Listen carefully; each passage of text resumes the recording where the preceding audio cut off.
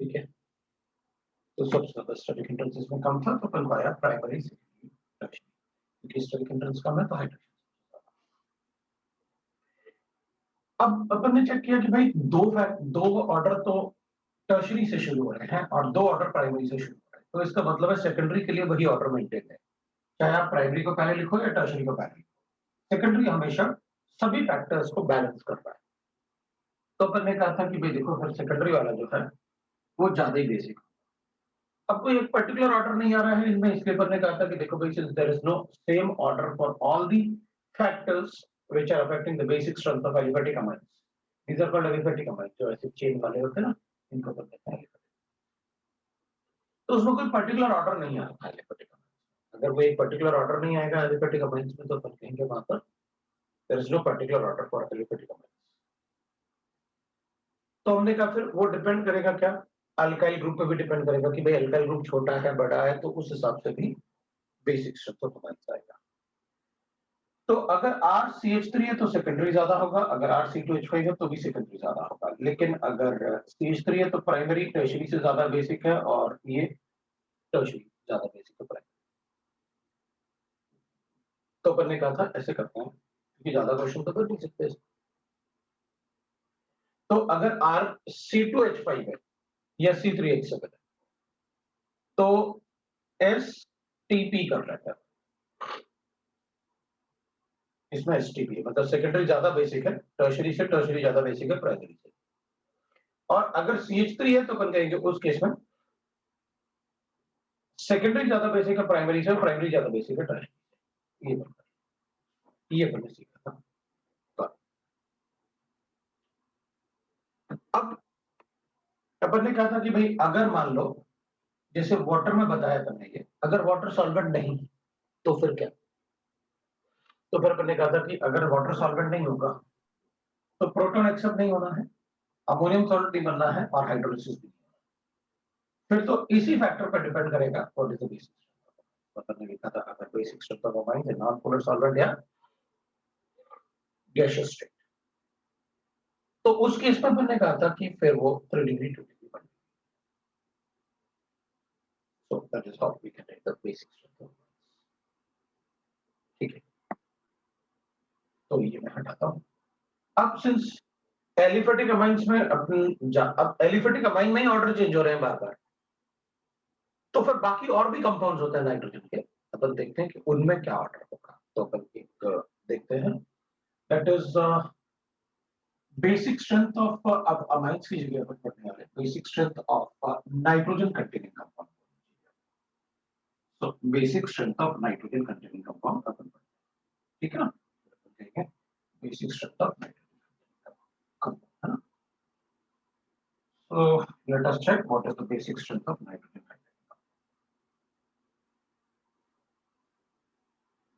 तो चेक करते हैं basic strength of nitrogen containing compound क्या होता है, वो देखते हैं। मतलब अपन को फिर एलिफेटिक अमाइन में तो ज्यादा कुछ पढ़ने के लिए मिला नहीं, दो ऑर्डर मिल गए अपने पास, दैट इज एसटीपी और एसपीटी, बस उसके अलावा अपने पास ऐसा कुछ। तो एक एसटीपी था एक एसपीटी था, बस वही। तो basic strength of nitrogen containing compound, तो अपन लिखो that is basic strength of nitrogen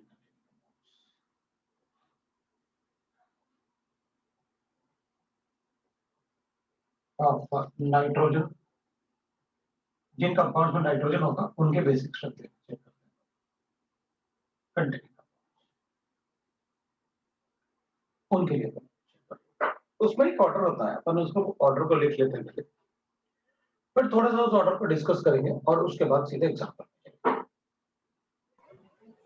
order अपन को थोड़ा सा याद रखना पड़ेगा क्योंकि बस मैं एक्सप्लेन भी करूंगा व्हाई दैट ऑर्डर बेस्ड।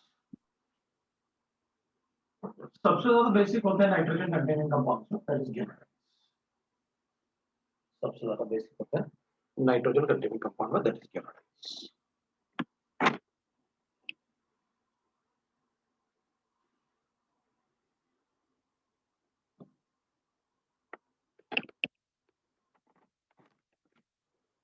तो अपन कहेंगे सबसे ज्यादा बेसिक नाइट्रोजन कंटेनिंग कंपाउंड में, दैट इज गिवन।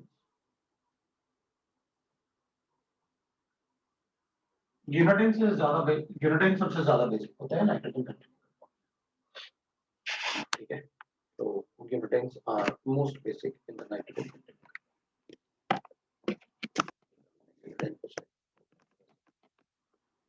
ठीक है। सबसे ज्यादा बेसिक होते हैं यूनाडाइन। फिर उसके बाद आता है एलिफेटिक अमाइंस, फिर एलिफेटिक, ठीक है। उसके बाद एलिफेटिक अमाइंस में तो पहले एसटीपी और एसपीटी लिखा, उसके बाद अपन अमोनिया को लिखा, दैट इज मोर बेसिक। तो aliphatic amines are more basic because उसमें एल्काइल ग्रुप का प्लस इफेक्ट है, इसमें नहीं। तो aliphatic amines are more basic है। उसके बाद अपन बोलते हैं एरोमेटिक अमाइंस। एरोमेटिक वो कंपाउंड नाइट्रोजन कंटेनिंग कंपाउंड जो एरोमेटिक होंगे, तो एरोमेटिक अमाइंस। एरोमेटिक अमाइंस के बाद बेसिक्स होते हैं इमाइंस, these are also nitrogen containing compound। इमाइंस के बाद अपन लिखते हैं अमाइंस। अमाइंस के बाद we can write that it is cyanide, that is cyanide, और साइनाइड के बाद निकल रही है नाइट्राइट। ये कंपाउंड्स है नाइट्रोजन कंटेनिंग कंपाउंड। अब अपन क्या करेंगे, एक बार देख लेते हैं भाई ये है क्या क्या, मतलब क्या ग्रुप होगा तो मैं बताऊंगा कि यूनाडाइन है, एलिफेटिक अमाइन है, एरोमेटिक अमाइन है, मैं कैसे बताऊं। यूनाडाइंस मतलब वो कंपाउंड हो गए, अपन कहते हैं वैसे यूनाडाइन एक ही मॉलिक्यूल होता है, जैसे अपन कहते हैं बेंजीन फिनॉल। तो यूनाडाइन इज 10, NH2 लिखेंगे अपन, C डबल बॉन्ड O लिखेंगे अपन, और NH2। तो अपन को पता है दिस इज यूरिया, ये यूरिया। तो अपन क्या करेंगे, इसको हटा के बस इसमें हमें NH, तो इसको कहते हैं यूनाडाइन, दिस इज यूनाडाइन, वो यूरिया जैसे उसका स्ट्रक्चर। एलिफेटिक अमाइन अपन अभी भी देख के आए भाई, एलिफेटिक अमाइंस कैसे होते हैं बताने की जरूरत नहीं है। Aliphatic amines 1 degree 2 degree 3 degree लिख सकता है पर सीधा, क्योंकि सिर्फ एक ही लिखेंगे तो ठीक नहीं, अभी can write that 1 degree 2 degree and 3 degree. Ammonia खुद को पता है। एरोमेटिक अमाइंस में generally we used to write that way, जैसे पैराडीन है, दैट इज एरोमेटिक।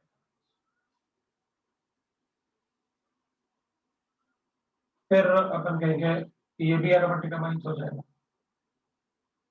इसको अपन एरोमेटिक, अब अपन कहेंगे ये तो NH2 है, यहाँ भी NH2 था, तो अगर कोई NH2 group directly benzene ring से अटैच्ड है तो अपन उनको एरोमेटिक अमाइन कहेंगे। जैसे अपन कहेंगे भाई ये एल्काइल है, ये एलिफेटिक एल्काइल है।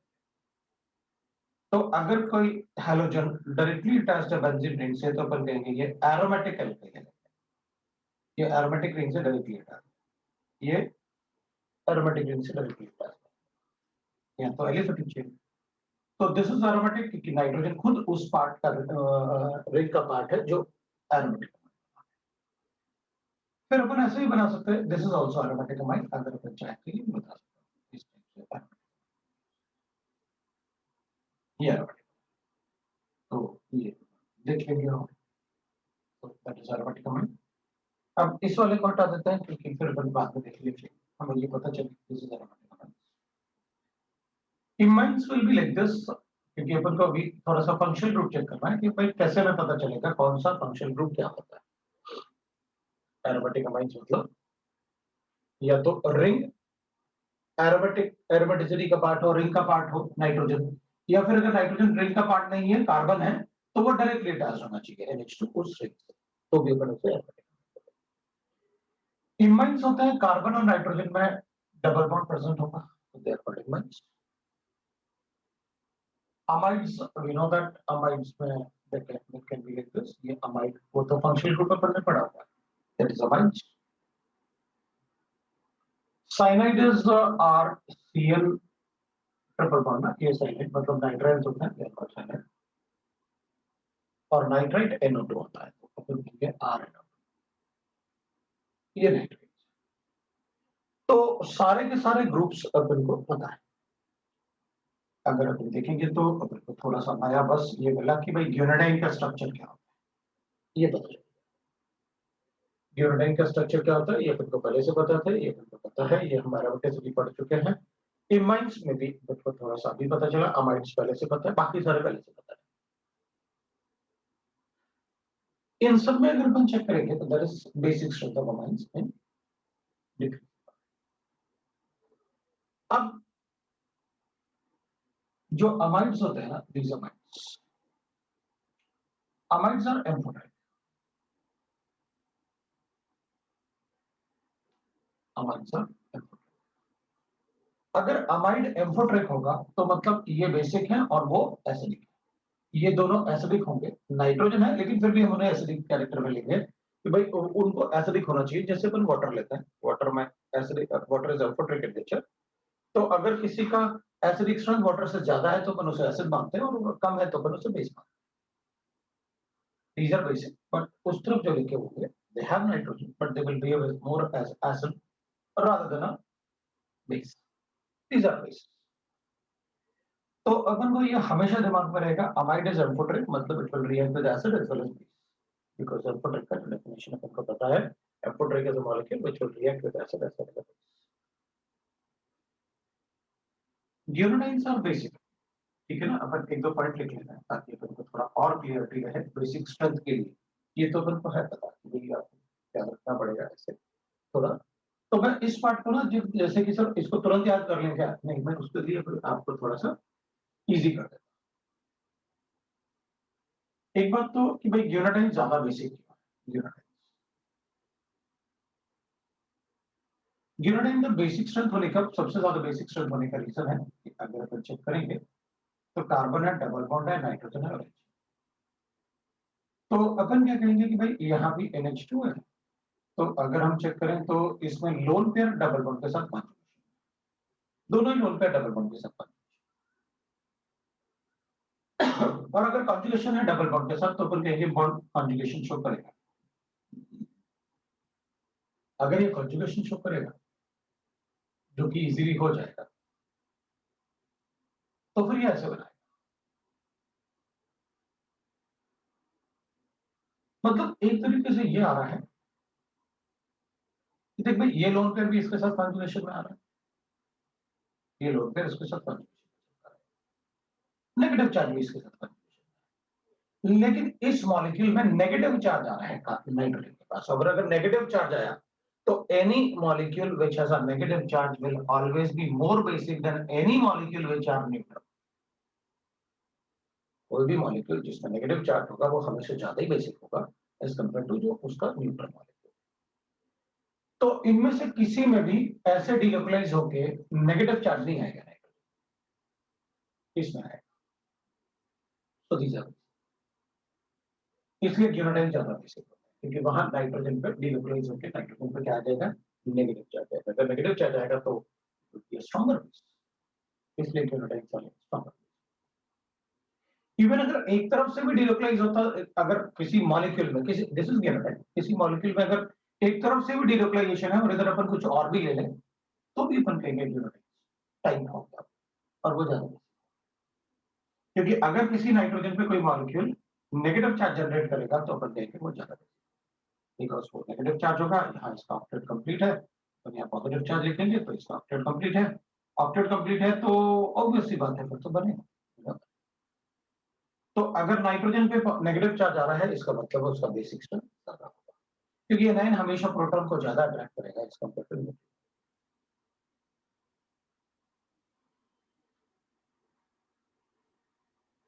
तो यूनाटाइन्स में अपन कहेंगे भाई डीलोकलाइजेशन से नाइट्रोजन पे नेगेटिव चार्ज आ रहा है और नेगेटिव चार्ज आएगा तो बेसिक स्ट्रेंथ ज्यादा होगा।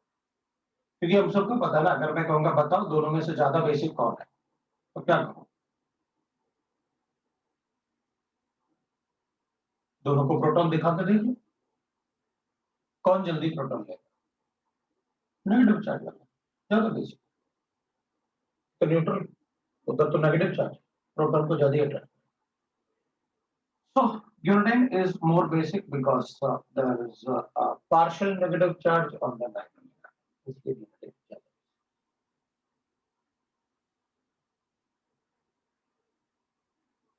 दूसरा भी लिख सकते हैं एक तो गिवन से अपन ने कि भाई गिवन और अगर उसमें अपन ऐसे लिखा है तब भी अपन बता सकते हैं। मान लो मेरे पास ऐसे गिवन टाइप एग्जांपल अगर अपने पास गिवन है, जैसे ऐसे अपन से कुछ एग्जांपल कि अगर मेरे पास ऐसे गिवन है CH3C डबल बॉन्ड NH और यहाँ पर अपन ने NH2 लिखा हुआ है, तो ये भी काफी ज्यादा बेसिक होगा एज कंपेयर टू बाकी अदर्स, क्योंकि इसमें भी नाइट्रोजन पे नेगेटिव चार्ज बन सकता है। इधर डिलोकलाइज करोगे तो ये इधर डिलोकलाइज इज हाईली बेसिक। और हाईली बेसिक क्यों? बिकॉज वो गिलोटाइन टाइप बना रहा है, ऐसे बना सकते नेगेटिव चार्ज। इट्स नॉट ग्यूनाडाइन, ग्यूनाडाइन के लिए तो दोनों तरफ NH2 होना चाहिए, लेकिन इसमें ग्यूनाडाइन टाइप स्ट्रक्चर बन रहा है, तो इसका मतलब है अगर किसी मॉलिक्यूल में डिलोकलाइजेशन के बाद नाइट्रोजन पर नेगेटिव चार्ज आ सकता है तो अपन उस नाइट्रोजन एटम को ज्यादा बेसिक बनाएं। दूसरी बात, ये तो मैंने सिर्फ ग्यूनाडाइन एक स्ट्रक्चर को एक्सप्लेन किया है बस। अपन क्या करेंगे, जब भी अपन बेसिक स्ट्रेंथ बताएंगे तो बेसिक स्ट्रेंथ ऑफ नाइट्रोजन, अगर कोई नाइट्रोजन एटम अपन कहेंगे, इन सब में अगर तुम चेक करोगे ऑब्जर्व करोगे तो जो नाइट्रोजन एटम sp3 हाइब्रिडाइज्ड है, पीएच पे sp3 हो जाएगा ना, नेगेटिव चार्ज आएगा तो sp3, इधर आएगा तो भी sp3, इधर मतलब ये तो इधर कॉन्जुगेशन करेगा तो यहाँ पर एक नाइट्रोजन एटम sp3 तो 100% है, ये तो है। इसमें भी sp3, इसमें भी sp3, ये sp2 हो जाएगा, ये sp2 हो जाएगा क्योंकि डिलोकलाइज होगा, ये भी sp2 है क्योंकि आपको पता है यहाँ डिलोकलाइजेशन तो अपन कहेंगे ऐसे कर सकते हैं, लेकिन ये sp2 है भी, ये भी लोन पेयर डिलोकलाइज है तो ये भी sp2 है, ये sp है और वो तो ऐसे लिखा है साइनेट। तो अपन ये बोल सकते हैं कि भाई अगर कोई मतलब अपन को कंपैरिजन दिया गया तो sp3 हाइब्रिडाइज्ड है अगर कोई नाइट्रोजन एटम तो अपन कहेंगे ये ज्यादा बेसिक होगा हमेशा as compare to sp2 hybridised nitrogen atom से, as compare to sp hybridised. तो मतलब मैं अगर कोई क्वेश्चन सॉल्व करूंगा तो सबसे ज्यादा फोकस इस पर करूंगा, पहले ये चेक कर लो यार कि मतलब कोई नाइट्रोजन एटम sp3 तो नहीं है, अगर sp3 है तो टिक कर दो, वही वही पहले बेसिक होगा, उसी में बेसिक स्ट्रक्चर पहले बता। उसके बाद अपन थर्ड मतलब यहाँ पर देख सकते हैं, मतलब एक तो ये पॉइंट जो होगा मैं बेसिक स्ट्रेंथ के लिए सबसे ज्यादा यूज करूंगा इनिशियली, क्योंकि इस पॉइंट से मेरे 80% क्वेश्चन सॉल्व होते हैं। गियोनाडाइन मुझे स्ट्रक्चर का ध्यान रखना होगा कि कहीं अगर गिवन है तो वो गियोनाडाइन बता। फिर एरोमेटिक अमाइंस में अपन बोल सकते हैं एरोमेटिक अमाइंस, तो एरोमेटिक अमाइन में सारे के सारे जो नाइट्रोजन एटम होते हैं वो sp2 हाइब्रिडाइज्ड होते हैं। तो एरोमेटिक अमाइंस अगर अपन बात करेंगे तो अपन कहेंगे भाई देखो pyridine जो होगा उस पर नाइट्रोजन एटम है, ये लोन पेयर है नाइट्रोजन एटम पे। एनालिन जो होगा दिस इज कॉल्ड pyridine, और मैं इसको ऐसे लिख लेता हूँ क्योंकि अगर मुझे नाइट्रोजन का लोन पेयर का कुछ बताना पड़ा तो मैं बताऊंगा। ये pyridine है, ये एनालिन, इसका पर एनालिन बोलते हैं, ठीक है, ये एनालिन है। और ये जो मैं बना रहा था दैट इज कॉल्ड पायरो,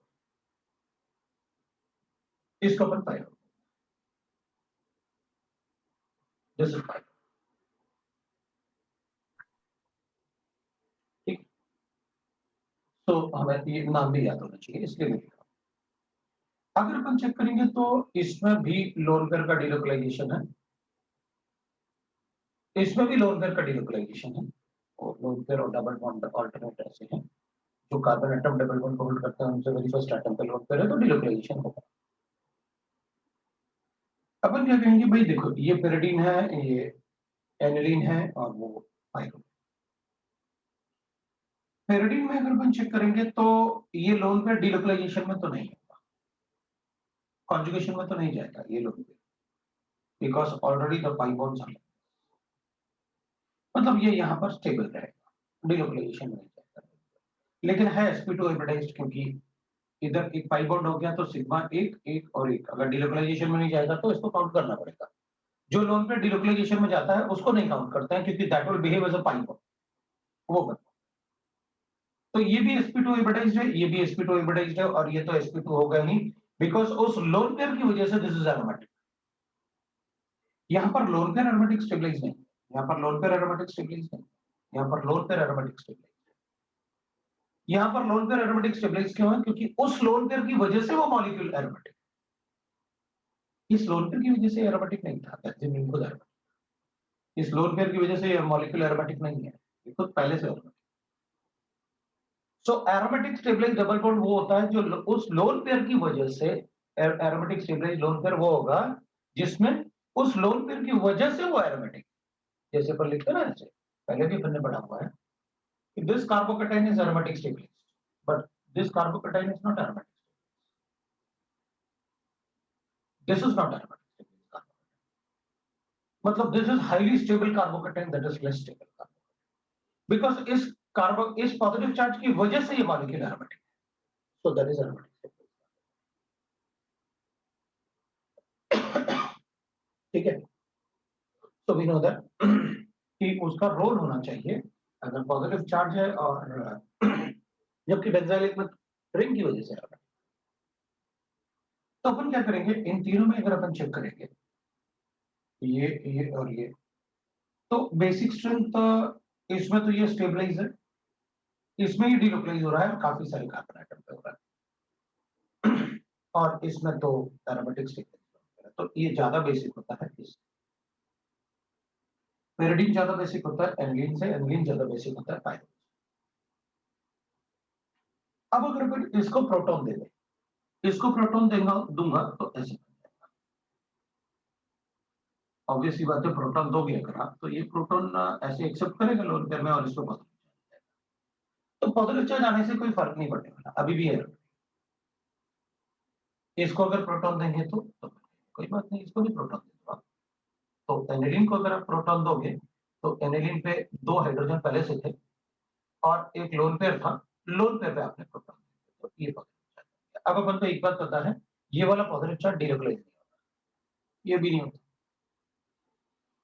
क्योंकि इसको अगर अपन ऐसे शिफ्ट करेंगे तो इसको ऑक्टेट एक्सपेंड कर नहीं सकते, इसलिए इधर शिफ्ट कर ही नहीं सकते, ये वाला बॉन्ड ऐसे शिफ्ट नहीं हो सकता, पॉसिबल नहीं होगा, बिकॉज अगर ये शिफ्ट होगा तो नाइट्रोजन का ऑक्टेट एक्सपेंड होगा और ऐसा कोई स्ट्रक्चर नहीं बना सकता जिसमें नाइट्रोजन या ऑक्सीजन का ऑक्टेट एक्सपेंड हो या फिर उनका ऑक्टेट कम हो। तो इसमें तो ऐसे बन जाएगा, कोई प्रॉब्लम नहीं, ऑक्टेट कंप्लीट है, इसमें भी ऑक्टेट कंप्लीट है। अब अगर इसमें अगर अपन चेक करेंगे तो इसमें प्रोटॉन अपन देखेंगे, ये बहुत, तो यहाँ भी अपन कहेंगे नाइट्रोजन का ऑक्टेट कंप्लीट है तो वो पॉजिटिव चार्ज। लेकिन अपन कहेंगे कि भाई जितना मॉलिक्यूल लिखा हुआ है इन सब मॉलिक्यूल में ये प्रोटॉन एक्सेप्ट नहीं करेगा, इन सब मॉलिक्यूल के कंपैरिजन में ये प्रोटॉन एक्सेप्ट नहीं, ये प्रोटॉन एक्सेप्ट कर ही नहीं सकता। तो लोन पेयर है तो क्या हुआ, लोन पेयर सबके पास था तो प्रोटॉन एक्सेप्ट कर तो रहते, लेकिन ये नहीं करेगा। अगर ये प्रोटॉन एक्सेप्ट नहीं करेगा तो फिर मैं इसको लीस्ट एसिडिक बोलूंगा, कोई भी कंपाउंड हो उसके कंपैरिजन। हाँ भाई, इसको लीस्ट एसिडिक, वो क्यों? क्योंकि इसके प्रोटॉन एक्सेप्ट करने के बाद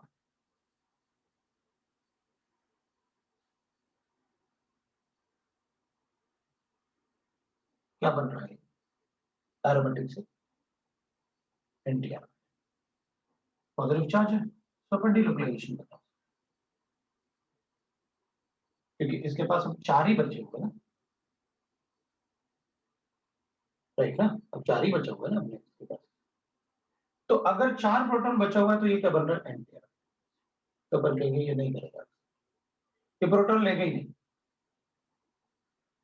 तो अगर ये प्रोटॉन नहीं लेगा तो इसका मतलब है, आपने यहां तो लिखा है लेकिन एरोमेटिक तो है ये, हाँ तो एरोमेटिक ये भी तो थे दोनों, तो ये तो ज्यादा ही बेसिक ना, प्रोटॉन तो एक्सेप्ट करें, ये तो प्रोटॉन एक्सेप्ट करने के बाद भी, ये प्रोटॉन एक्सेप्ट करने के बाद भी sp3 है, ये sp2 है, लेकिन यहां पर तो ये पहले से sp2 था, full fledge sp2 double bond बना हुआ है, यहां तो बनेगा जब डिलोकलाइज होगा तो बनेगा, वहां तो पहले से ही बना, इसलिए बंच तो करनी इस, और अपन को पता है कि भाई हम कोई भी ऐसा प्रोसेस नहीं करेंगे जिसमें एंटी एरोमेटिक बने, एंटी एरोमेटिक अपन को, एंटी एरोमेटिक कंपाउंड अपन कभी नहीं। तो अपन को पता चल गया भाई एंटी एरोमेटिक कंपाउंड अगर नहीं बनाएंगे तो यहाँ पर तो एंटी एरोमेटिक बन रहा था, इसलिए ये एंटी एरोमेटिक बना रहा है तो ये प्रोटॉन नहीं करेगा। सो एरोमेटिक एंटी एरोमेटिक ना, so it will not accept proton, not accept proton, ये कभी प्रोटॉन को एक्सेप्ट नहीं करेगा क्योंकि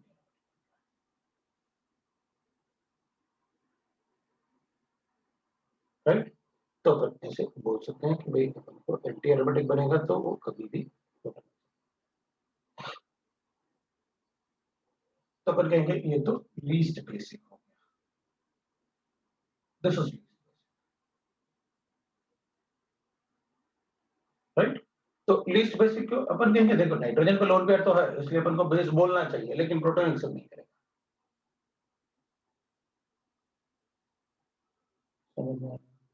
हाँ अगर ऐसे होते तो अपन एसिडिक की बात, भाई पॉजिटिव चार्ज है, अब अपन बात कर सकते हैं अच्छा कैटायन है फिर एसिडिक हो, तो अपन इसे बोलेंगे तो बेसिक, लेकिन इसका एसिड मतलब ये प्रोटॉन एक्सेप्ट नहीं करेगा तो विल नॉट से दैट कि भाई ये एसिडिक है। एसिडिक नहीं बोल रहा है, एसिडिक कैसे बोल सकते हैं अपन, नाइट्रोजन का लोन पेयर दिख तो रहा है, प्रोटॉन एक्सेप्ट नहीं करेगा ये। हाँ प्रोटॉन देने के बाद अपन ये बोल सकते हैं सबसे ज्यादा tendency to form to give H plus है, ऑब्वियसली बात है, सबसे ज्यादा बेसिक कार्बन स्टेज, तो वो अपन बता सकते हैं कि भाई हाँ ये एंटी एरोमेटिक है, अगर प्रोटॉन दे दे तो एरोमेटिक बन जाएगा, इसका मतलब इसकी प्रोटॉन देने की टेंडेंसी। तो ऐसे बनाओ पॉजिटिव चार्ज के साथ तो बताओ, जैसे अपने पास अमोनिया होता है और फिर अपन अमोनिया, ये तो बेस है लेकिन अपन अमोनियम आयन को ऐसे क्योंकि इसकी प्रोटॉन देने की पॉजिटिव चार्ज।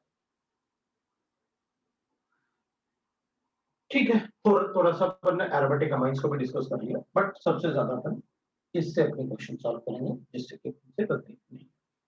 तो ये 3 पॉइंट्स हैं अपने पास नाइट्रोजन कंटेनिंग कंपाउंड के लिए जिससे अपन क्वेश्चन अपने सॉल्व करें।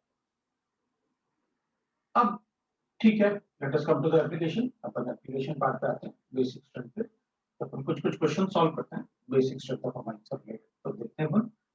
तो अगर मान लो मेरे पास ऐसे दिया है एक क्वेश्चन अपन ऐसे प्रैक्टिस करते हैं कि भाई अपन कैसे बेसिक स्ट्रेंथ बताएंगे अमाइंस का, वो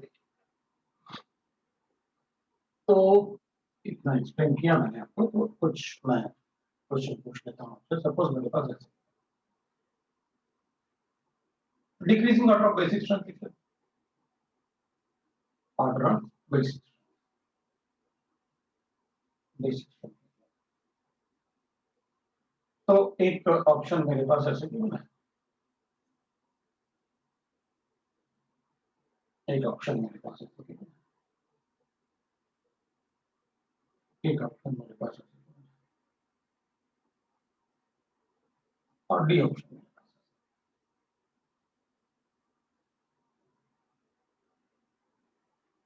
What is the order for basic?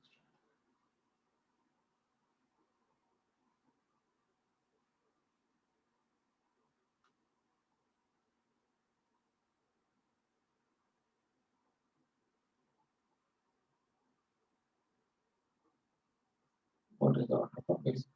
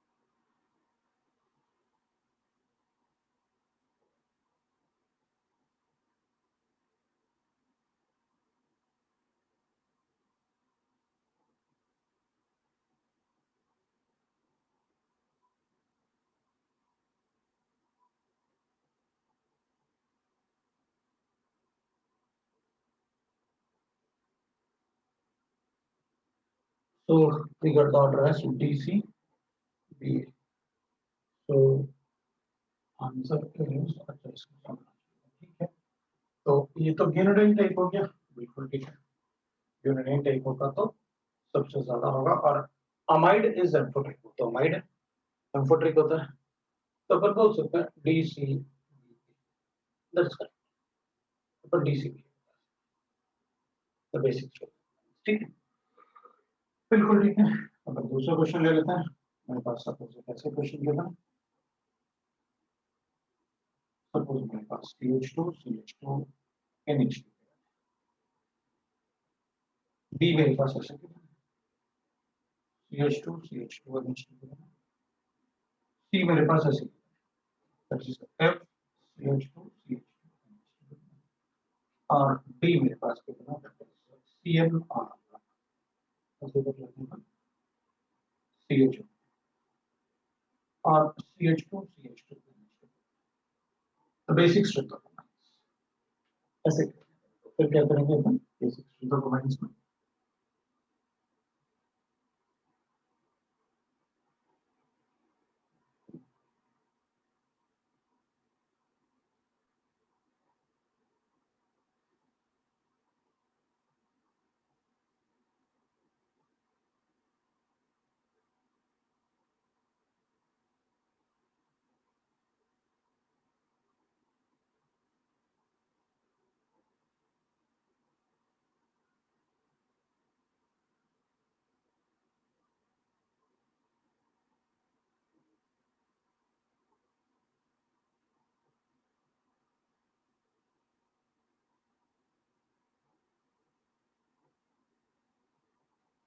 सभी 1 डिग्री अमाइंस हैं।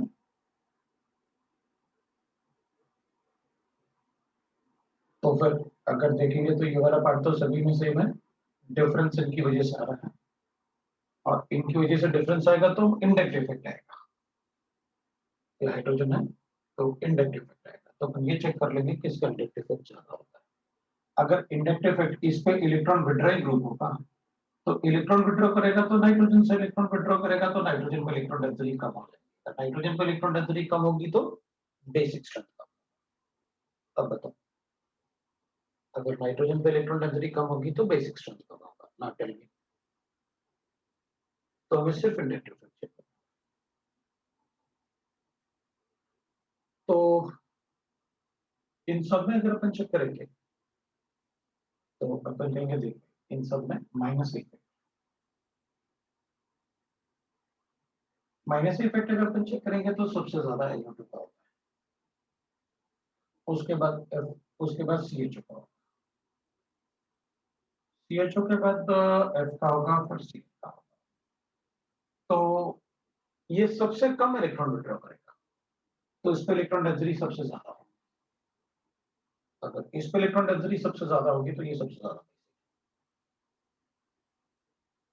उसके बाद फ्लोरीन आ जाएगा, उसके बाद CHO, क्योंकि ये सबसे ज्यादा इलेक्ट्रॉन विड्रॉ करेगा, अगर ये सबसे ज्यादा इलेक्ट्रॉन विड्रॉ करेगा तो उस पे इलेक्ट्रॉन डेंसिटी सबसे कम, तो बेसिक स्ट्रक्चर बता सकता हूं। So the answer is the most basic is A, then it is C, then it is D, and then it is B. So we got the answer. ठीक है ना, inductive effect होगा तो, क्योंकि इन सब में कहीं की प्रेजेंस प्रॉब्लम था ही नहीं, अपने इंडक्टिव इफेक्ट पूछा सारा का सारा बता दिया, कोई प्रॉब्लम नहीं। मेरे पास एक दूसरा क्वेश्चन है, विल राइट लाइक दिस, जैसे अपने पास ऐसे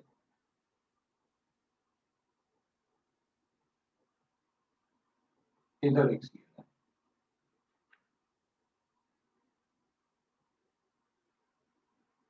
इधर एक कंपाउंड है, इसको लिखा था एक अपन ऐसे लिखा और एक अपन,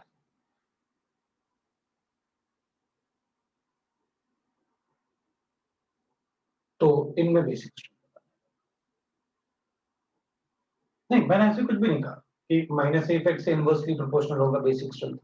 हाँ, अगर सिर्फ इंडक्टिव इफेक्ट है, माइनस इफेक्ट है, तो अपन तो ये बोल रहे, देखो हम तो फोकस करके रखेंगे कि भाई इस पे इलेक्ट्रॉन डेंसिटी किसमें सबसे ज्यादा है, सिंस सभी क्वेश्चन में आपने सिर्फ इंडक्टिव इफेक्ट की बात की, भाई ये दो सेकंड कार्बन एटम पे आपने विट्रियल ग्रुप अटैच्ड है ना, तो लोअर पेयर का कोई डिलोकलाइजेशन का चांसेस ही नहीं था, तो अपन ने कहा भाई माइनस इफेक्ट ही ऑपरेट करता है ऐसा, तो अगर माइनस इफेक्ट है तो जितना ज्यादा माइनस इफेक्ट मतलब इससे इलेक्ट्रॉन डेंसिटी जितनी ज्यादा विड्रॉ होगी उतना कम इलेक्ट्रॉन डेंसिटी, इलेक्ट्रॉन डेंसिटी ज्यादा होगी तो ज्यादा बेसिक। क्योंकि सभी 1 डिग्री थे ना, कोई ऐसे नहीं था ना आपने 2 डिग्री और 3 डिग्री को मिक्स किया, जैसे यहाँ मैंने सारे 2 डिग्री लिए नाइट्रोजन, ठीक है ना। तो अब बताओ क्या करेंगे।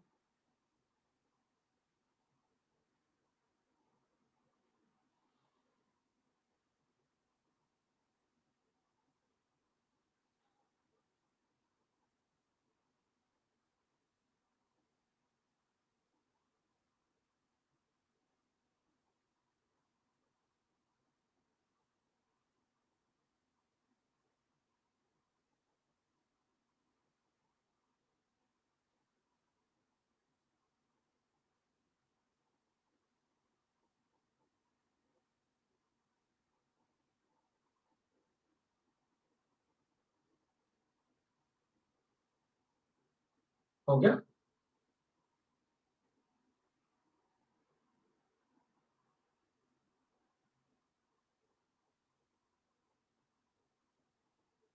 तो इसमें फिर कहेंगे देखो आपने लोन कर रखा हुआ है, आपने लोन कर इस पे है, लोन कर इसमें भी है और लोन कर यहाँ कोई पार्ट नहीं था, यहाँ सब दो थे, ये सारे ग्रुप्स जो थे दो थे। यहाँ मैं क्या करूंगा, यहाँ कहूंगा ये नो नॉट पॉसिबल, यहाँ कहूंगा ये पॉसिबल, यहाँ कहूंगा ये तो अमाइड ही है, ये तो वो है अमाइड है एम्फोट्रिक, ये तो बेसिक ही नहीं होगा, तो लीस्ट होना चाहिए। और ये प्योर sp3, ये भी। अब मैं पहले कहूंगा देखो ये और ये ज्यादा बेसिक होंगे इन दोनों,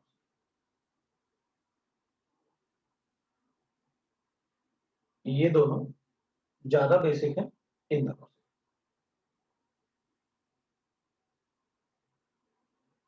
ये अमाइड है एम्फोट्रिक, ये लीस्ट हो गया।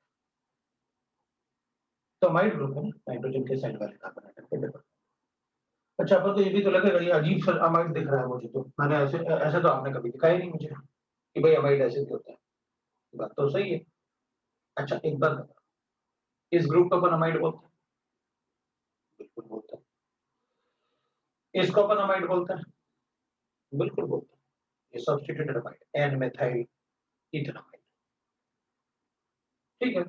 तो इस ग्रुप को मैं अमाइड बोलूंगा क्या, बिल्कुल बोलूंगा, एन मेथाइल प्रोपेनामाइड। हाँ तो मैंने बस ऐसे ही तो किया कि इसका एक हाइड्रोजन हटाया, इसका एक हाइड्रोजन हटाया और इसको ज्वाइन, तो साइक्लिक अमाइड कर दिया। ये ग्रुप तो है ना उसमें, तो दैट विल बी अमाइड। तो कितने भी कार्बन लगा सकता हूं, लेकिन ये ग्रुप तो अमाइड ही रहेगा ना, क्योंकि अमाइड ग्रुप तो अपन ऐसे बोलते हैं, दिस इज ओके, यहाँ हम सब्स्टिट्यूट कर सकते हैं, दिस इज नॉट अमाइड। तो amide is a that group, right ना। तो अपन क्या करेंगे, अपन कहेंगे देखो भाई ए और डी ज्यादा, अब ए और डी में कंपेयर करना है तो अपन कहेंगे देखो इसका माइनस ए, अगर माइनस इफेक्ट होगा तो ये इलेक्ट्रॉन इससे विड्रॉ करेगा, और इलेक्ट्रॉन विड्रॉ करेगा तो नाइट्रोजन पे इलेक्ट्रॉन डेंसिटी, अगर नाइट्रोजन यहाँ कोई विड्रॉ करने वाला नहीं है ना, यहाँ पर विड्रॉ करने वाला है, तो इन दोनों में ज्यादा बेसिक कौन सा होगा, जिस नाइट्रोजन पे इलेक्ट्रॉन डेंसिटी ज्यादा हो। Cl इससे इलेक्ट्रॉन विड्रॉ करेगा माइनस इफेक्ट, तो फिर इस पे इलेक्ट्रॉन डेंसिटी कम, तो ये बेसिक कम होगा और ये बेसिक ज्यादा। तो ए और डी में तो डिसाइड हो गया, इन दोनों में डिसाइड करने की जरूरत नहीं है, तो एफोर्ट है यही ज्यादा बेसिक होगा,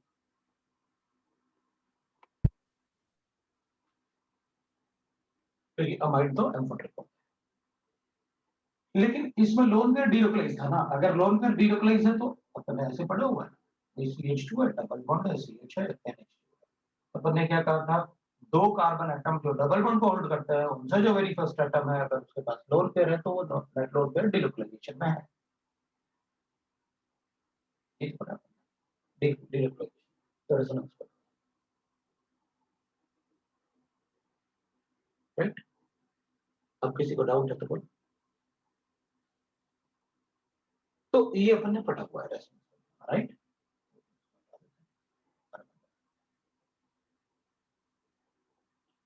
तो वी गॉट दैट कि भाई यहाँ पर जो अपने पास आंसर बनेगा सबसे ज्यादा बेसिक हो गया डी, और फिर उसके बाद ए, और उसके बाद बी, और उसके बाद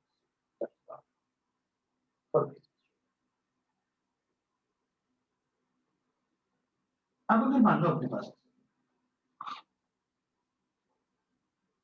पास रेसिड्यू मैंने ऐसे और फिर ऐसे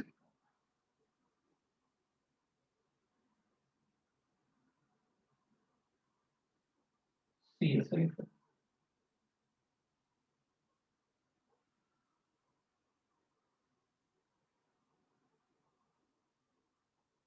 और डी बताना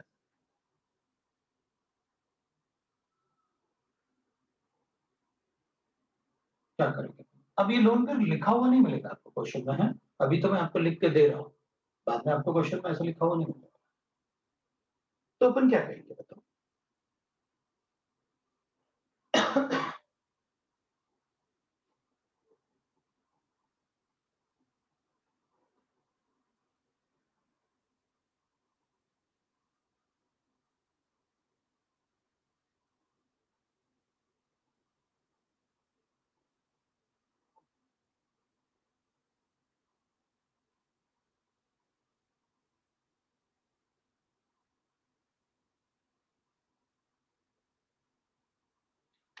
इन दोनों की बात कर रहे हो, ये तो हमारी था ना।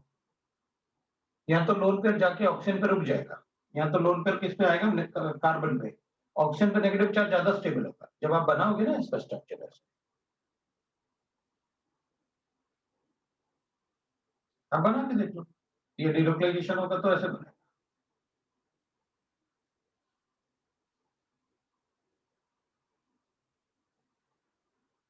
इसका डिलोकलाइजेशन होगा तो ऐसे बनेगा।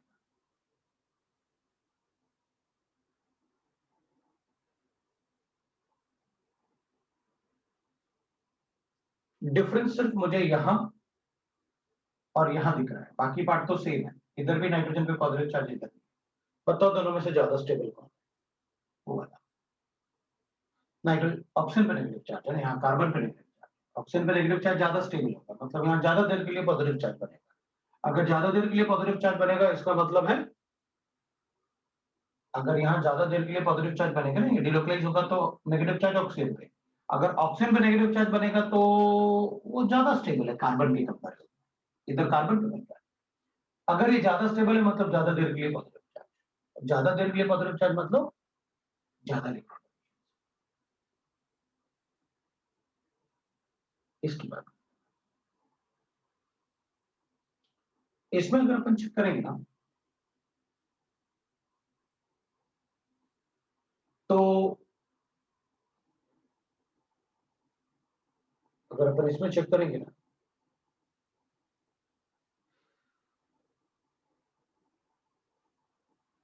तो अपन कहेंगे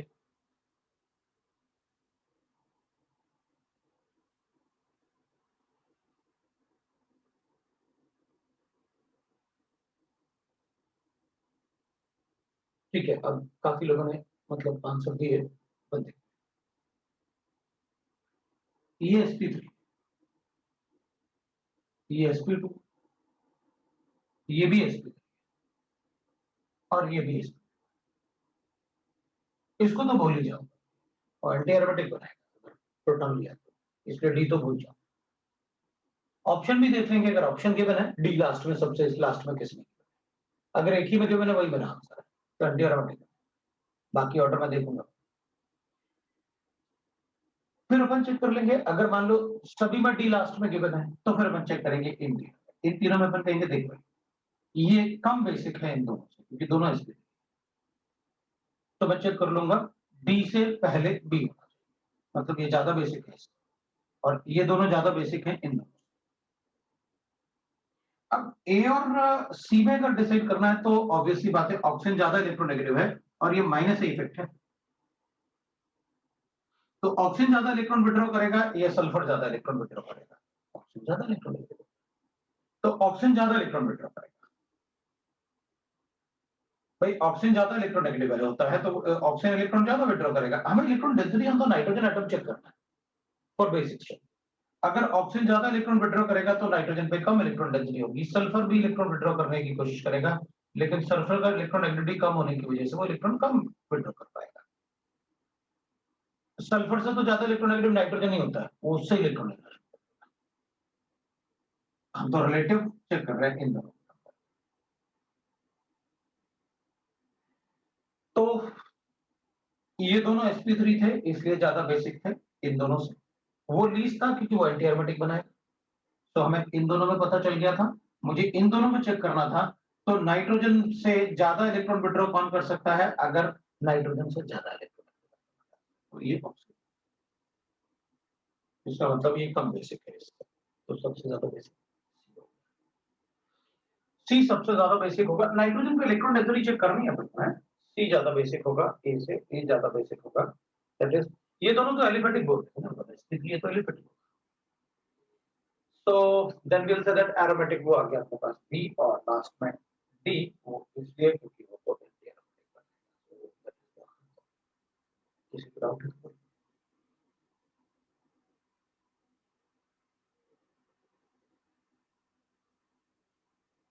ठीक, ठीक है भाई। अब मैं मतलब एक एलिफेटिक जैसे आपसे सारे के सारे ऑलमोस्ट, मतलब काफी सारे मैंने भी बताया, आपने भी मतलब आंसर बताया, ठीक है ना। अब एक क्वेश्चन मैं आपसे पूछता हूँ कि भाई कैसे करो से सॉल्व करें। एक क्वेश्चन डिस्कस करते हैं और फिर चेक करते हैं, ठीक है। तो अपने पास सपोज गिवन है, मेरे पास एक क्वेश्चन गिवन है, देखते हैं, और उसमें अपन को चेक करना है व्हाट इज द फॉलोइंग। ठीक है, क्वेश्चन है जैसे आंसर द फॉलोइंग क्वेश्चन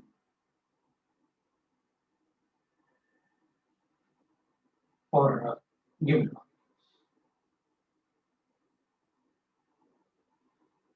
मेरे पास तीन मॉलिक्यूल, तो एक मॉलिक्यूल मेरे पास ऐसे NH2, एक मॉलिक्यूल मेरे पास ऐसे NH2, और एक मॉलिक्यूल मेरे पास ऐसे।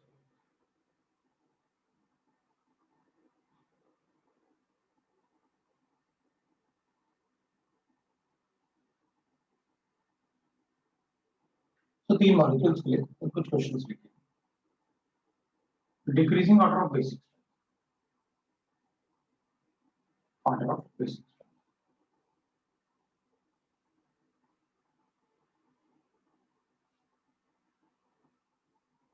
Decreasing order of CN bond,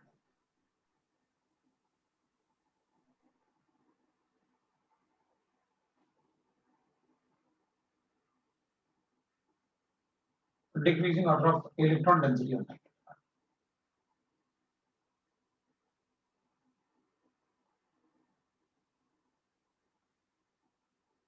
decreasing order of डाइक्रोम।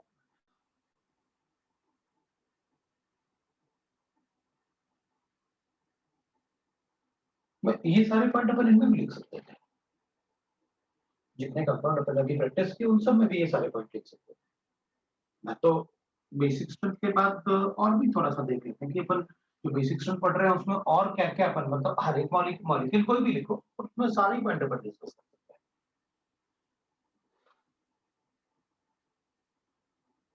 चलिए चल रहा है।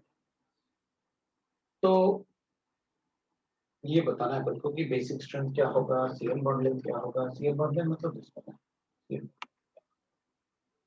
तो क्या करेंगे, सीएन बॉन्ड, तीन कंपाउंड्स के,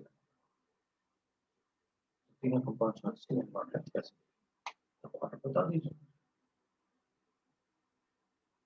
क्या।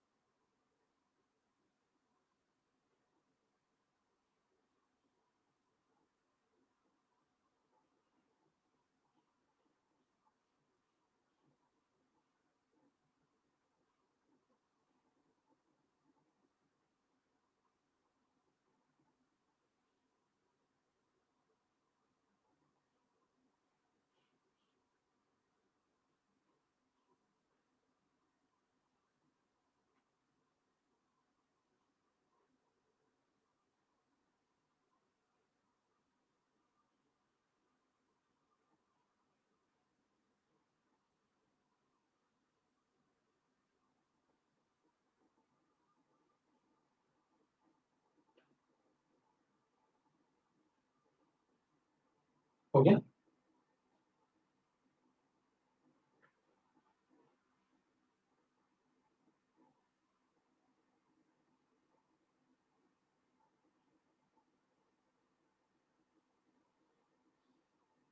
वन का आंसर, टू का आंसर,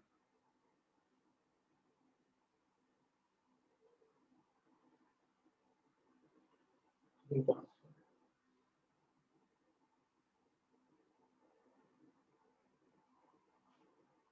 ठीक है, फर्स्ट थ्री आंसर तो बिल्कुल करेक्ट, कोई बात नहीं, बिल्कुल करेक्ट।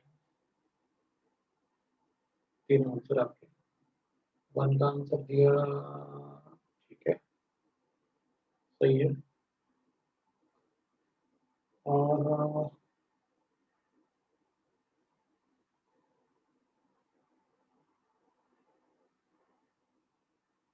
उसका आंसर दिया,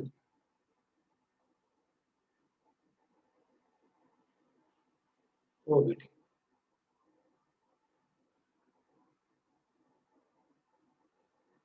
वन का आंसर तो बहुत सारे बच्चों ने दिया, वो काफी सही आया, सब भी सही है, मतलब गलत तो अभी तक वन में शायद गलत, शायद नहीं आया कोई वन का गलत, तो वन का गलत शायद कोई।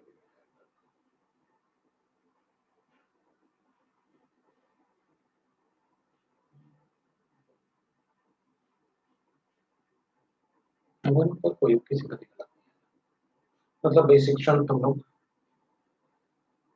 अच्छे से आ गया। चलो एक बार देखते हैं, मतलब बाकी सारे आंसर सही हैं, मतलब जिसने सारे आंसर दिए हुए हैं वो सारे के सारे सही। ठीक है, चलो देखते हैं, इस पे लोड कर है, इस पे भी लोड कर है, और इसको भी। इसका लोड कर अगर डीलोकलाइज करूंगा ना, मतलब ये इसके रेजोनेंट, तो इस पे नाइट्रोजन पे पॉजिटिव चार्ज आएगा, और मैं थोड़ा सा इसके स्ट्रक्चर्स बनाने के लिए थोड़ा सा स्पेस पे लेता हूँ, बाद में इनको बनाता हूँ।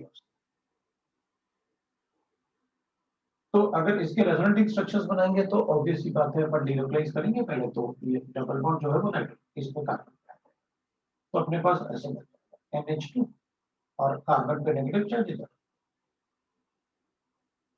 ये डबल बॉन्ड रहेगा इस पर नेगेटिव और इस पर पॉजिटिव, ये फिर डीलोकलाइज होगा तो अपन कहेंगे भाई इसमें डबल बॉन्ड है और इसमें NH है, इधर पॉजिटिव चार्ज है, और अगर अपन इसको भी डीलोकलाइज करेंगे तो ये इधर शिफ्ट होगा, तो इधर नेगेटिव चार्ज आ गया और इधर,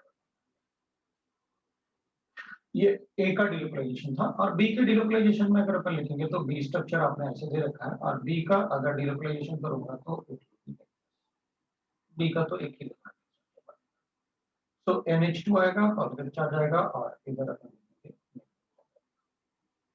इसमें तो डिलोकलाइजेशन ही कम है। अब अपन सी की बात कर लेते हैं, सी जो आपने बनाया था, NH2 था, फिर आपने ऐसे बॉन्ड बनाया और इधर इधर इधर ऐसे डबल बॉन्ड, आपने लोन पेयर को डिलोकलाइज करना है तो नेगेटिव चार्ज इधर बनाना है, नेगेटिव चार्ज इधर बनेगा तो ये डबल बॉन्ड NH2 है, इस पर पॉजिटिव चार्ज आ गया और कार्बन पे negative,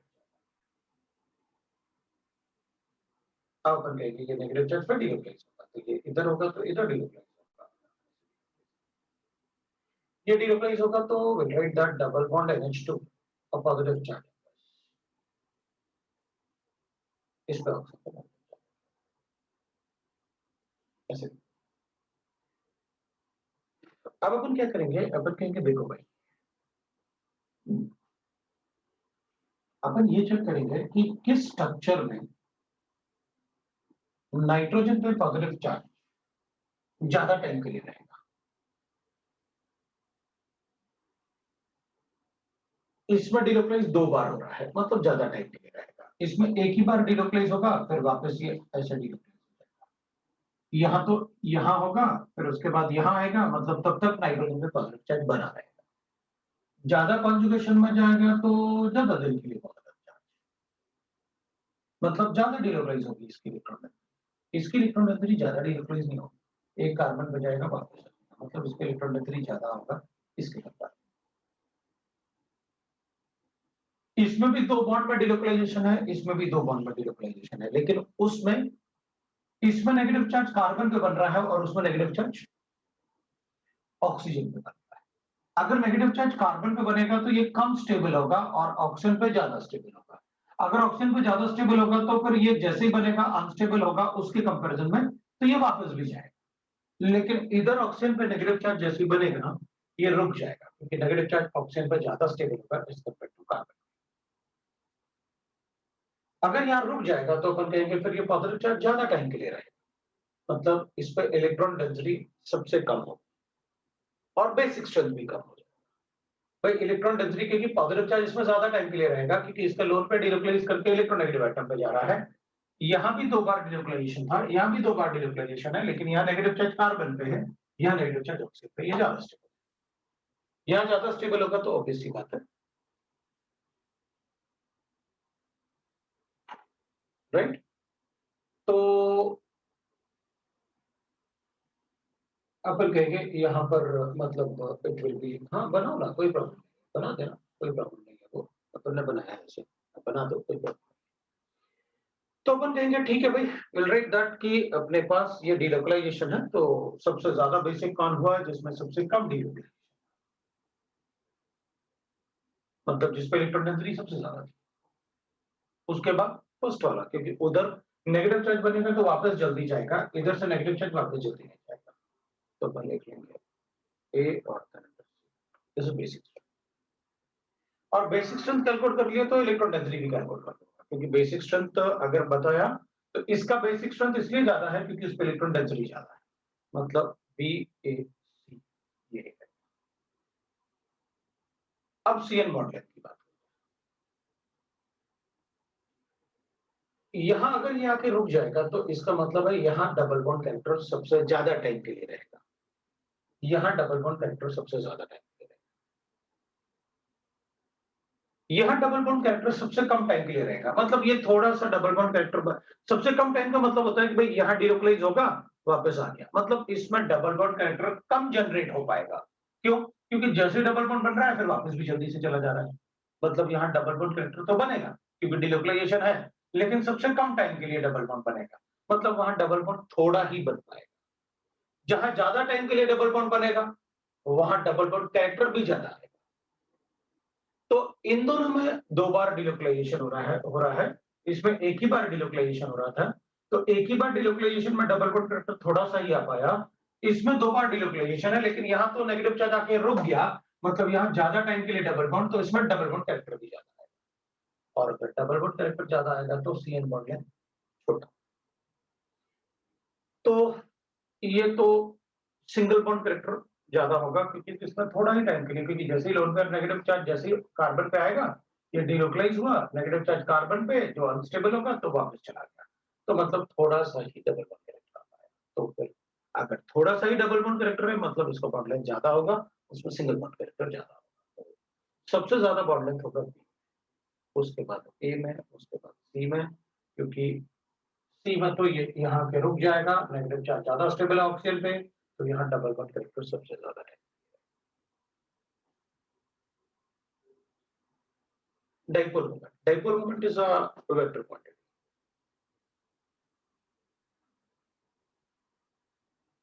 right? So dipole moment is a vector quantity. अब वेक्टर क्वांटिटी होता है अगर डाइपोल मोमेंट, तो अपन कहेंगे देख भाई जितना ज्यादा ये इधर इधर इधर ऐसे डाइपोल, बिकॉज वेक्टर क्वांटिटी है ना, तो जितना ज्यादा वेक्टर होगा हम वेक्टर सम कर लेंगे, तो यहाँ तो थोड़ा ही डिलोक्लाइज वेक्टर आया है इस तरफ, इधर तो 2 कार्बन के लिए वेक्टर आएगा, इधर भी 2 बॉन्ड के लिए वेक्टर आया, लेकिन यहाँ तो आके रुक गया, मतलब इसमें इलेक्ट्रॉन इस तरफ मूव करने की टेंडेंसी ज्यादा है, इसमें कम है, उसमें भी ज्यादा है क्योंकि 2 बार डिलोकलाइजेशन होता, इसमें भी 2 बार डिलोकलाइजेशन होगा, लेकिन इसमें ज्यादा होगा बिकॉज ऑक्सीजन पुल करता है, तो इसका डाइपोल मोमेंट ज्यादा होगा क्योंकि इधर इलेक्ट्रॉन ज्यादा विड्रॉ हो रहे हैं क्योंकि ऑक्सीजन का नेगेटिव चार्ज है।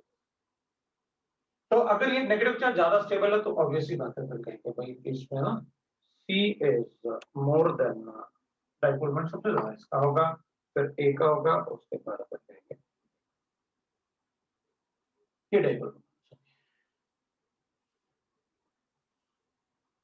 ठीक है।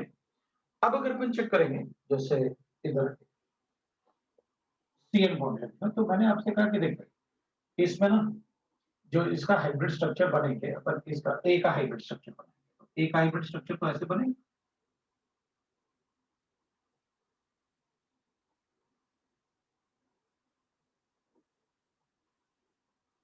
और बी का हाइब्रिड स्ट्रक्चर ऐसे बनेगा।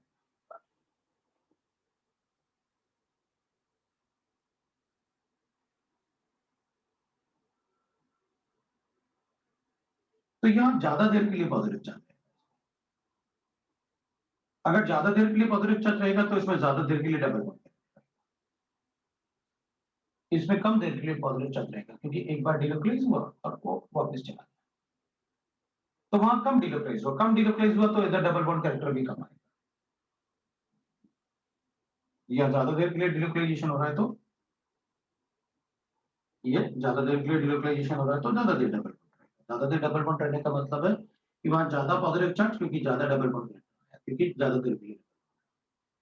तो इसमें अपन कहेंगे ठीक है भाई इसमें डबल बॉन्ड कैरेक्टर ज्यादा आएगा इसके कंपेयर, क्योंकि यहाँ पहले नेगेटिव चार्ज बनेगा अब इसके बाद डबल बॉन्ड आया तो वो तो इसमें भी आ रहा था। तो अपन कहेंगे ये जब यहाँ जाएगा तो ये यहाँ आएगा तब भी उसमें डबल बॉन्ड कैरेक्टर रहेगा, मतलब ज्यादा टाइम के लिए डबल बॉन्ड कैरेक्टर, क्योंकि ये और डिलोक्लाइजेशन है ना। तो इसमें ज्यादा टाइम के लिए डबल बॉन्ड कैरेक्टर है, इसमें कम टाइम के लिए डबल बॉन्ड कैरेक्टर है। तो इसमें डबल बॉन्ड कैरेक्टर ज्यादा आएगा इससे। तो ए में डबल बॉन्ड कैरेक्टर बी के कंपैरिजन में ज्यादा। अपन कहेंगे ठीक है अब आप जरा ए और सी को कंपेयर करें। अब अगर अपन ए और सी को कंपेयर करेंगे क्योंकि इसका तो कोई कंपैरिजन नहीं है दोनों के साथ क्योंकि दोनों में ही दो बार दो बॉन्ड का डिलोक्लाइजेशन। तो अपन सी के साथ कंपेयर करेंगे तो इधर ऐसे। अब यहां पर नेगेटिव चार्ज किस पे आ रहा है ऑक्सीजन पे और यहां पर नेगेटिव चार्ज किस पे आ रहा है नहीं कार्बन पे। तो अपन कहेंगे देखो भाई अब अगर इस पे डबल बॉन्ड ऐसे बन रहा है इधर नेगेटिव चार्ज कार्बन पे आ रहा है और उधर नेगेटिव चार्ज किस पे आ रहा है इधर पॉजिटिव चार्ज फुल पे है। अब दोनों में कंपेयर करूंगा तो मैं कहूंगा यहां पर नेगेटिव चार्ज ऑक्सीजन में बन रहा है तो मैं कहूंगा नंबर ऑफ बॉन्ड का डिलोक्लाइजेशन तो दोनों में एक जैसा है, लेकिन यहां नेगेटिव चार्ज आके रुक जा रहा है क्योंकि यहां ज्यादा स्टेबल है नेगेटिव चार्ज, यहां कम स्टेबल। अगर यहाँ कम स्टेबल है मतलब यहाँ पर वापस भी चला जाएगा, यहाँ पर नहीं जाएगा, मतलब यहाँ पर ज्यादा टाइम के लिए डबल बॉन्ड बनेगा। और इसमें अगर डबल बॉन्ड ज्यादा टाइम के लिए बनेगा तो उसमें CN बॉन्ड में ज्यादा डबल बॉन्ड, तो यहाँ पर CN बॉन्ड में ज्यादा डबल बॉन्ड। तो कभी भी जब डिलोक्लाइजेशन अपन चेक करेंगे और अपन से CN बॉन्ड का ऐसे बॉन्ड लेंथ पूछेंगे, अगर बॉन्ड लेंथ पूछेंगे ना तो अपन ये देखेंगे कि कहां पर ज्यादा टाइम के लिए वो प्रोसेस हुआ, उससे अपन बॉन्ड लेंथ को करेंगे। अगर वहां डबल बॉन्ड कैरेक्टर ज्यादा टाइम के लिए बना मतलब डबल बॉन्ड कैरेक्टर ज्यादा है उस टाइप से, ठीक है ना। तो that is about the double bond। तो इस टाइप से अब सिर्फ बेसिक स्ट्रेंथ नहीं है, मतलब अपन ने देखा अच्छा बेसिक स्ट्रेंथ के अलावा भी बहुत कुछ पूछ सकते हैं अपन इससे, और ये सारा का सारा जीओसी है, राइट है, क्योंकि डिलोकलाइजेशन तो अपन ने जीओसी में सीखा कि भाई कब डिलोकलाइजेशन पॉसिबल है कब। ठीक है तो अपन ने सीएन बॉन्ड लेंथ भी सीखा, अपन ने काफी सारी चीजें सीख ली इसमें, मतलब इसलिए मैंने उस कंसेप्ट पे भी आपको टाइम दिया, आप आराम से जितना बार पूछो कोई प्रॉब्लम नहीं, मैंने आपको एक्सप्लेन करके दिखाया, सब कुछ आपको बताया कि कैसे आपको चेक करना। अब अपन चेक करते हैं बेसिक स्ट्रेंथ पे वापस चलते हैं, बेसिक स्ट्रेंथ को और थोड़ा डिस्कस करते हैं, तो थोड़ा मैं आपसे पूछ लेता हूँ कैसे अपन को बेसिक स्ट्रेंथ बताना है। अब अगर मान लो मेरे पास एक कंपाउंड है और मुझसे पूछा कि भाई basic strength of nitrogen, again यहाँ पर बेसिक स्ट्रेंथ पर वापस चलते हैं क्योंकि थोड़ा सा मुझे बॉन्ड लेंथ वगैरह भी चेक करवाना था कि भाई नाइट्रोजन नाइट्रोजन कंटेनिंग कंपाउंड है तो बॉन्ड लेंथ भी चेक कर लिया, डाइपोल मोमेंट सब चेक कर लिया। तो बेसिक स्ट्रेंथ ऑफ और डिक्रीजिंग ऑर्डर की बात कर लेते हैं वापस। वैसे अगर मान लो मेरे पास बेसिक स्ट्रेंथ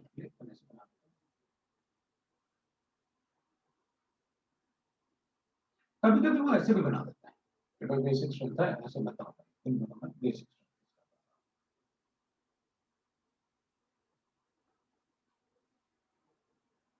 तो ऐसे भी कर लेते हैं वो बेसिक स्ट्रेंथ बताओ किसका ज्यादा,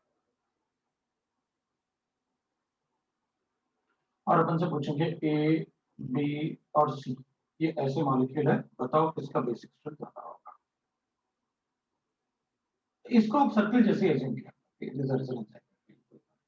तो इसमें एबीसी ऐसे बेसिक स्ट्रक्चर पूछ लिया हमसे, तो आप बेसिक स्ट्रक्चर को कैसे बताओगे?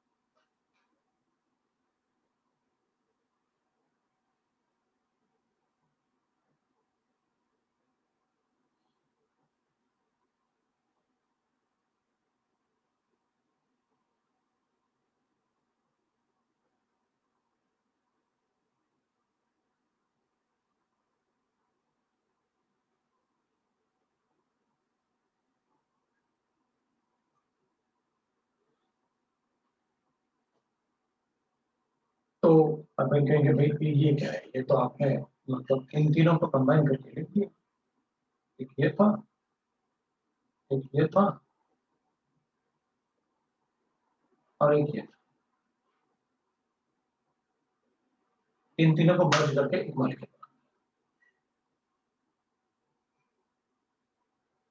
तो सबसे ज्यादा तो यही होता है, फिर ये होता है, वो तो लीस्ट। तो इधर अगर इस लोन पेयर को प्रोटॉन दूंगा तो ये एंटी एरोमेटिक,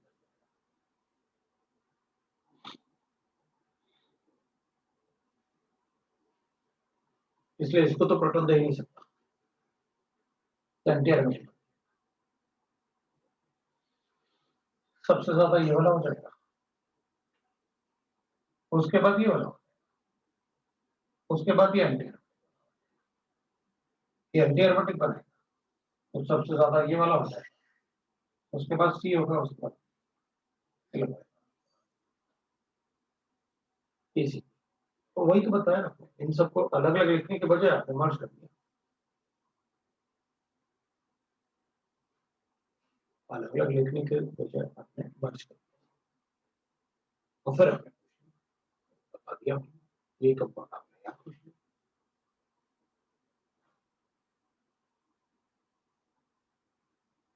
ये अगर प्रोटॉन लेगा तो एंटी एरोमेटिक जैसे बन जाएगा, ये और ये भी कॉन्जुगेशन, वो एंटी एरोमेटिक जैसे तो नहीं बनाए। Next question.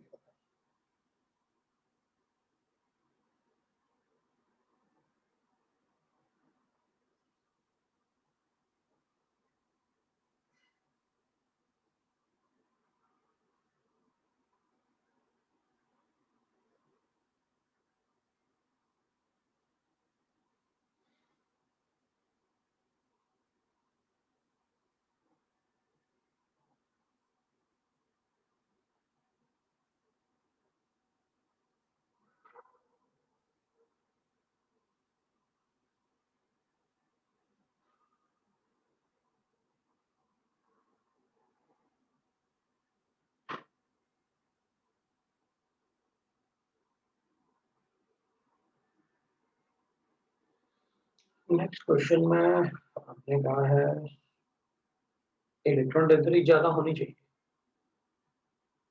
तो ठीक है, ये तो sp3 है, तो डी तो सबसे ज्यादा है, बाकी सब sp2, डी सबसे ज्यादा।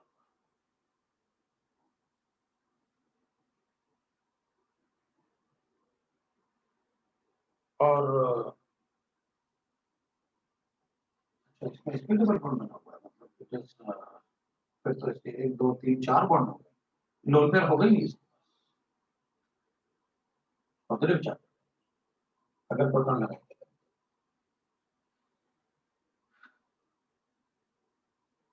एक्चुअली ठीक है, ज़्यादा फर्क नहीं पड़ेगा। तो वो दूसरा मैं पूछना चाहता था ऐसे, मेरे पास इसमें एक और मतलब मैं पूछना चाहता था कुछ और, वो जल्दबाजी में शायद मैंने उसको चलो कोई बात नहीं, मैं वो भी लिख लेता हूँ जो मैं पूछना चाहता था, क्योंकि अब अपन ज़्यादा मतलब वो नहीं करेंगे। मैं ऐसे मतलब उसको 2 बॉन्ड तो देना चाहता था, लेकिन वैसे देना चाहता था। ठीक है, अभी अपन जाने देंगे, अभी एबीसीडी ही करते हैं और इसको मैं फिर मैं बताऊँगा कैसे, है ना? तो लास्ट वाला तो ए वाला तो लीस्ट ही होगा, क्योंकि उसमें तो नाइट्रोजन पे डबल बॉन्ड है और प्रोटॉन भी है, मतलब इसका मतलब पॉजिटिव चार्ज है। तो वो फर्स्ट वाला एक्चुअली मैं ऐसे देना चाहता था, लेकिन अभी जो बना हुआ है वही करना पड़ेगा। ये बाद में चेक करेंगे कि ये क्यों देना चाहता हूँ, या इसको हटा ही देता हूँ। तो I don't want any confusion, तो मैं सोच रहा था वो दिया, चलेगा कोई बात नहीं। अब उसमें तो पॉजिटिव चार्ज है तो बेसिक हो ही नहीं सकता, उसके पास प्रोटॉन है, वो लोन पेयर है ही नहीं, तो देगा कहाँ से? बाकी सब में देखना पड़ेगा। ये तो अमाइड है, एम्फोटेरिक है, सी तो लीस्ट आने वाला है। हमें इन दोनों में चेक करना है, तो ये तो मतलब प्रोटॉन ही नहीं ले सकता, लोन पेयर ही नहीं है, ये कम से कम प्रोटॉन तो ले सकता है, लोन पेयर है तो। भाई लिखा तो अपन ने ये भी है और इसको अपन ने ऐसे नहीं बताया, लेकिन लोन पेयर होने की वजह से प्रोटॉन तो ले ही सकता है ना, इसलिए अपन ने कहा कि वो नाइट्रोजन कंटेनिंग करता है, लोन पेयर दिख रहा है तो प्रोटॉन तो लेंगे।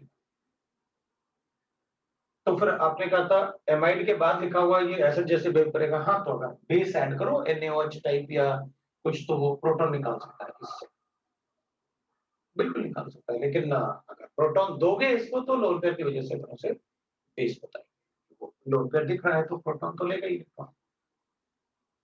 तो अपन क्या करेंगे, उसके पास तो लोन पेयर ही नहीं है, ए वाला तो लीस्ट हो गया और डी वाला सबसे ज्यादा हो गया और ए वाला लीस्ट हो गया, ये अपन को पता। अब अपन को बी और सी में डिसाइड करना है, तो ऑब्वियस सी बात है, ये तो अमाइड है और वो ये अमाइड थोड़ी है, ये तो सिर्फ डीलोकलाइजेशन होगा। तो इसमें डीलोकलाइजेशन हो सकता है, लेकिन ये अमाइड नहीं है और इसके पास तो लोन पेयर नहीं है, लेगा कहां से? इसके पास लोन पेयर ही नहीं है तो प्रोटॉन कैसे लेगा? तो डी सबसे ज्यादा बेसिक है और ए सबसे कम बेसिक है, और इन दोनों में अगर चेक करेंगे तो ऑब्वियस सी बात है, ये ज्यादा बेसिक होगा इससे, क्योंकि ये तो अमाइड है। तो अपन कहेंगे डी और C। किसी को डाउट है तो किसी में अगर किसी को डाउट है तो बता सकते हैं।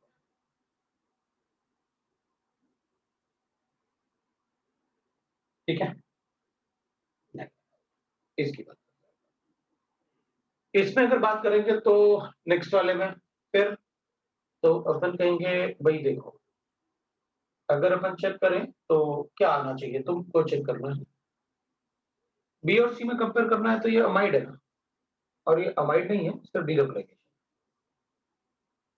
बी में तो ऑक्सीजन पे नेगेटिव चार्ज आएगा, इसमें कार्बन पे नेगेटिव चार्ज आएगा। कार्बन पे नेगेटिव चार्ज आएगा तो अनस्टेबल होगा, तो वापस इलेक्ट्रॉन डेंसिटी नाइट्रोजन पे ज्यादा होगा। तो वैसे चेक किया कि अगर इधर से डीलोकलाइजेशन होगा तो नेगेटिव चार्ज कार्बन पे आएगा, कार्बन पे नेगेटिव चार्ज इज अनस्टेबल, तो वो वापस जल्दी डीलोकलाइज हो जाएगा, लेकिन यहाँ से जल्दी डीलोकलाइज नहीं होगा ना, वो वहीं रहेगा अमाइड। तो अब अपन यहाँ पर अपन ने कहा सबसे ज्यादा बेसिक,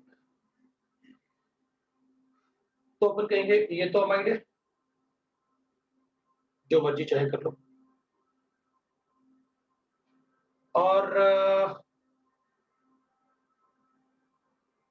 और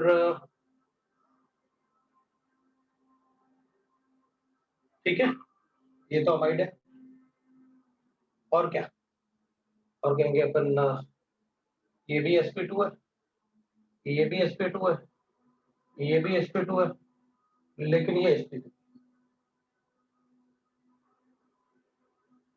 तो ये तो पक्का हो गया कि ए ज्यादा है और डी सबसे कम है, क्योंकि अमाइड। अब अपन कहेंगे सर आपने ये तो बिल्कुल जो ऑर्डर अपन ने लिखा था उसी से हो गया, क्योंकि ये भी लोन पेयर है और ये भी लोन पेयर है। अब दोनों में अगर अपन कंपेयर करेंगे तो यहां भी डिलोकलाइजेशन नहीं हो सकता, यहां भी डिलोकलाइजेशन, मतलब यहां भी डिलोकलाइजेशन नहीं हो सकता, यहां भी डिलोकलाइजेशन। इन दोनों में अगर अपन चेक करेंगे तो दोनों में ही डिलोकलाइजेशन पॉसिबल है। यहाँ भी अपन ऐसे शिफ्ट नहीं करेंगे क्योंकि पॉजिटिव नेगेटिव क्यों बनाएंगे, और यहाँ भी मतलब लोन पेयर शिफ्ट नहीं हो रहा, दोनों लोन पेयर वैसे। तो फिर क्या करें, मतलब हमें सिर्फ डिसाइड करना है बी और सी दोनों के लोन पेयर। ए सबसे ज्यादा है क्योंकि sp3 एलिफेटिक अमाइन, और ये सबसे कम है क्योंकि अमाइन है। हमें सिर्फ डिसाइड करना था बी और सी। तो ज्यादा इलेक्ट्रॉन डेंसिटी किस नाइट्रोजन पे होगा, बी वाले में या सी वाले में, बस ये चेक करना है। सी वाले में इलेक्ट्रॉन डेंसिटी वो क्यों, क्योंकि इसमें भी तो लोन पेयर और इलेक्ट्रोनेगेटिव एटम अटैच्ड है, इसमें भी लोन पेयर है और कार्बन नाइट्रोजन पे इसमें। फिर अपन क्या करें, फिर उस पे इलेक्ट्रॉन डेंसिटी आप बोल रहे हैं कि जैसे B is more basic than C, तो कैसे बताएं अपन कि B is more basic than C, ज्यादा बेसिक होगा आप बोल रहे हो, तो सी को ज्यादा बेसिक क्यों बता रहे हो, सी भी ज्यादा बेसिक बता रहे हैं, बी भी ज्यादा बेसिक बता रहे हैं, ठीक है, मतलब अपना अपना व्यूज रखेंगे। तो किस पे अपन मतलब उसमें प्रोटॉन देंगे, तो कैसे बताएंगे? कैसे क्या करें, sp2 तो ये भी है और sp2 ये भी है, दोनों ही sp2, sp2 तो दोनों। ये कह रहा है कि सर इसमें H प्लस साइन अगर दोगे तो हाइपर कॉन्जुगेशन आएगा, उसमें H प्लस साइन दोगे तो हाइपर कॉन्जुगेशन नहीं आएगा। फिर C इज इमाइन और वो एरोमेटिक अमाइंस है, तो एरोमेटिक अमाइंस में तो अपन एक ऑर्डर ऐसे था, ठीक था कि भाई एरोमेटिक अमाइंस में अपन कहेंगे कि अपने पास ऐसे था कि, लेकिन ये भी एरोमेटिक अमाइंस था, तो अगर मैं ऐसे कहूंगा कि ये वाला ज्यादा बेसिक है इससे, तो चलेगा क्या? एरोमेटिक अमाइन के लिए पूछ रहा हूँ मैं ये नहीं कर रहा क्या है, क्या मैं ये ज्यादा बेसिक है इससे चलेगा क्या, अगर तुम कहोगे तो बता दो।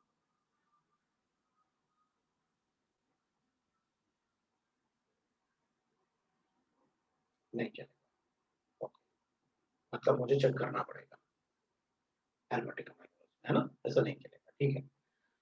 तो फिर अपन क्या करेंगे, देख अपन ना ये करेंगे जैसे आप बोलते हो। अब ये तो पक्का अपन को समझ में आ गया था कि जब आपने ऐसे लिखा था तो आपने मुझे ये कहा था कि प्रोटॉन लेने के बाद अगर पॉजिटिव चार्ज की स्टेबिलिटी ज्यादा है तो अपन ये बोल सकते हैं कि वहां पर बेसिक स्ट्रेंथ ज्यादा रहा होगा। या पॉजिटिव चार्ज आने के बाद जो कैटायन है वो हाईली अनस्टेबल है, इसलिए आपने कहा था कि अच्छा अच्छा पॉजिटिव चार्ज अगर अनस्टेबल बनेगा तो प्रोटॉन नहीं लेगा, अगर पॉजिटिव चार्ज अनस्टेबल बनेगा तो प्रोटॉन नहीं लेगा। जैसे एसिडिक स्ट्रेंथ में आपने बताया अगर एनाइन की स्टेबिलिटी अगर ज्यादा है तो एसिडिक स्ट्रेंथ ज्यादा है। हम क्या करेंगे, प्रोटॉन देख के देख लेते हैं। अब जैसे ये बोल रहा है कि सर देखो आप ना यहाँ पर मेरे पास अगर प्रोटॉन दोगे तो यहाँ पॉजिटिव चार्ज आएगा, और यहाँ प्रोटॉन दोगे तो यहाँ पॉजिटिव चार्ज आएगा, ये पॉजिटिव चार्ज। अब मैं दोनों पॉजिटिव चार्ज की स्टेबिलिटी चेक कर लेता हूं। अगर इसमें चेक करूंगा तो, और इसमें चेक करूंगा पॉजिटिव चार्ज, तो इस पॉजिटिव चार्ज में डबल बॉन्ड है, हाइपर कॉन्जुगेशन है, बिल्कुल सही है, उसमें नहीं, ठीक। इस पॉजिटिव चार्ज में प्लस इफेक्ट ज्यादा है, उसमें सारे के सारे कार्बन माइनस इफेक्ट होगा। भाई ये भी sp2, ये सब के सब sp2 है, जबकि इससे सारे sp3 कार्बन एटम, और sp3 का मतलब ये सब इलेक्ट्रॉन देना चाहिए। तो फिर अपन कहेंगे ज्यादा बेसिक बताना चाहिए। तो फिर आपने ऐसा क्यों लिखा था कि aromatic are more basic than, तो गलत हो गया। तो अपन कहेंगे अपन ने जो लिखा था वो इसको सोच,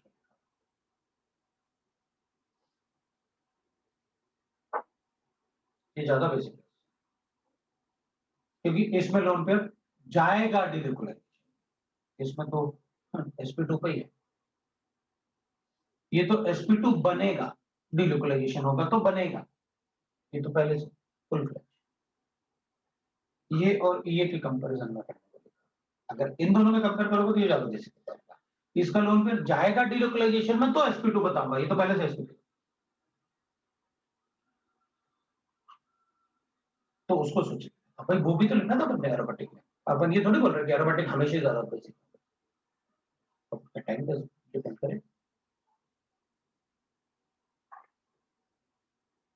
तो इसको सोच के अपन ने लिखा था कि एरोमेटिक, क्योंकि इस अपन को ये ना 10 एनिलीन वाले अलग से पढ़ने होंगे, जैसे अपन ये पढ़ रहे हैं ना, ऐसे अलग से पढ़ना होगा अपन को एनिलीन, ऑलमोस्ट मतलब हाँ बना कि एनिलीन को कैसे बताएंगे, तो वो एरोमेटिक के लिए किया था अपन।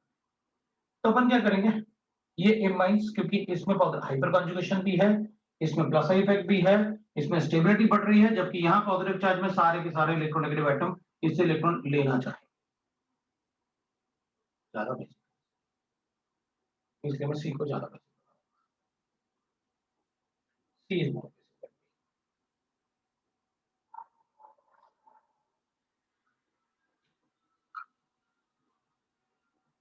तो कह रहा है हाइपर कॉन्जुगेशन एक बार बना के दिखाओ ना, लो बना,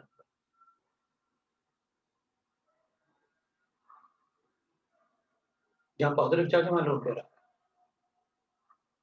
मतलब वो पॉजिटिव चार्ज जो बन रहा है वो डिप्लेस हो रहा है, ये पॉजिटिव चार्ज उन प्रोटॉन्स में डिस्ट्रीब्यूट भी हो रहा है, ठीक है, इसने ओके लिखा, उनको समझ में आ गया। ये बेसिक स्ट्रेंथ ऑफ अमाइंस में, अब मैं थोड़ा सा ऐसे करता हूँ बेसिक स्ट्रेंथ ऑफ अमाइंस को। अब मान लो अपने पास ऐसे क्या बेसिक स्ट्रेंथ अपने पास ऐसे, और अब से पूछा गया कि बताओ, ऐसे एक क्वेश्चन लिखा, इन दोनों में ज्यादा बेसिक कौन होगा,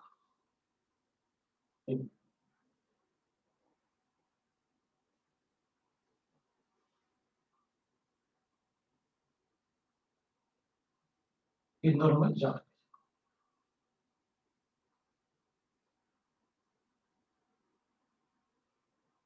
इन दोनों में ज्यादा बेसिक कौन होगा ये बताना है।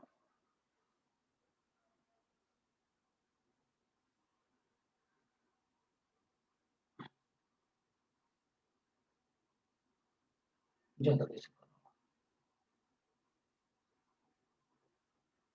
टाइम हो गया,